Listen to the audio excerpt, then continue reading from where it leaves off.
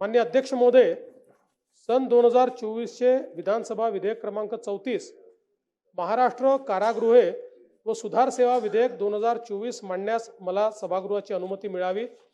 अध्यक्ष महोदय, सध्या कारागृहाचं जे आणि कैद्यांचं व्यवस्थापन आहे हे कारागृह अधिनियम 1894 आणि बंदी अधिनियम 1900 या जवळजवळ 100-125 वर्षापूर्वीच्या कायद्यांनी याचं संपूर्ण नियमन केलं जातं।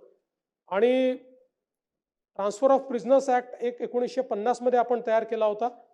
त्या तरतुदीच्या अन्वये बंद्यांचं जे काही आंतरराज्य हस्तांतरण आहे ते रेग्युलेट होतं। आणि आज आपण पाहू शकतो की 100 वर्षापूर्वीचे जे कायदे आहेत आता पद्धती बदललेली आहे, तंत्रज्ञान बदललेलं आहे, आव्हानं बदललेली आहेत आणि म्हणून केंद्र सरकारने या संदर्भात काही कायदे नव्याने तयार केले, काही मॉडेल कोड तयार केले आणि सगळ्या राज्यांकरता हे कोड तयार करून त्या राज्यांना ते पाठवले आहेत।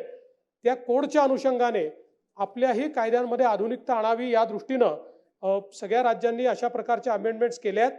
आपल्याही राज्यामध्ये बंद्यांच्या नियमनाकरता आणि व्यवस्थापनाकरता आपण आपले जे कायदे आहेत या कायद्यांमध्ये सुसंगत अशा प्रकारचे हे बदल करतोय आणि त्याकरता आपण आजचा जो काही या ठिकाणी अधिनियम आहे तो मांडलेला आहे। प्रश्न असा आहे की सन 2024 चे विधानसभा विधेयक क्रमांक 34 महाराष्ट्र कारागृहे व सुधार सेवा विधेयक 2024 मांडण्यास सभागृहाची अनुमती आहे काय? अनुकूल असतील त्यांनी होय म्हणावे, प्रतिकूल असतील त्यांनी नाही म्हणावे। होयचे बहुमत आहे, होयचे बहुमत आहे। प्रस्ताव संमत झाला।